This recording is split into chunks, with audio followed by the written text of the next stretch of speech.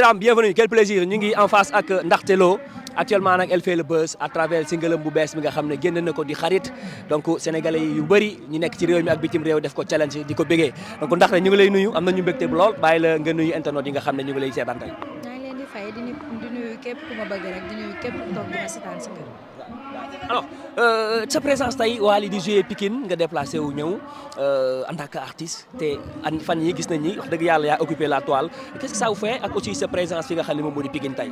kontaan rek macha allah ndax Wally suñu mag la ñun ñëpp bu xewlee tey ji ñu woo ñu dañuy ñëw macha allah. d'accord alors single bu bees bi nga génnee tout récemment wax naa ko tout à l'heure mu doon it sénégalais yu bëri di ko challenge ci réseaux sociaux yi est-ce que xaaroon nga ko ak aussi bi ngay génnee single bi xaaroon nga ni dina dugg ci xolu sénégalais yi.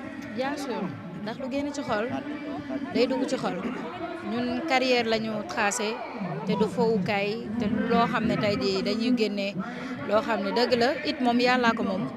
mais lépp lu ñu génn rek dañ ci dem ak yaakaar ba li nga xam ni sénégalais yi accepté ko positivement macha allah. single bi est-ce que li ci Ndaxte wëy xaritam la ko wëy wala daf ko wëy comme artiste bu bind rek pour jagleel ko askan wi. non askan bi yëpp laa ko jagleel parce que nous sommes ñun fii lañ nekk pour di li waxal ak askan wi ñu ci bëri tey ji dund nañ ay trahison moo tax ñu defal leen ko tey jagleel leen ko. yan retour nga ci am xarit.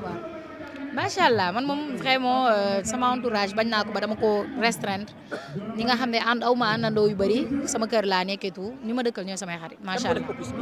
kan moo def opus bi kan moo ko def kan moo def single The Best Production moom moo ko def moom laa àndal ci single bi tout moom moo foofu laa ko enregistré moom moo tourné clip bi tout macha allah. lu tax sa label defu ko rek pour boucler. pour boucler sama label. ñu foog ni présent peut-être moom moo koy def. ñoom ñoo ci ànd ñoom ñoo ko produire ñoom ñoo ci ànd. ñoom amuñu benn problème à ce que ma dem liggéey ñëw indi leen. d'accord xarit lan moo ciy topp tournée internationale wala concert lu ciy topp. incha allah lu ci bëree bëri parce que ñun moom carrière lañ tracé comme ni ma leen ko waxee léegi rek te pare nañ xaar leen fu nekk macha allah ndax nu nekk la ñuy tëllee fu ngeen ñu du xaaree rek ñu ngi fay ñëw incha allah. li ñuy critiquer fecc bi ci single bi jot nga retour yi. bien sûr jot naa retour yi noonu la boo génnee dara ñii dañuy bëgg ñii di bañ ñun moom. nous sommes ouverts aux critiques ñun amuñu problème boobu ñii dañuy bëgg ñii ne neex na leen ñii ne neexu leen loolu moo ànd du dëgg.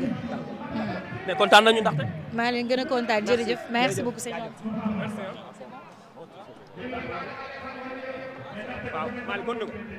voilà mi ngi noonu ndaxte elle est présente ci concert Bercy Pikine de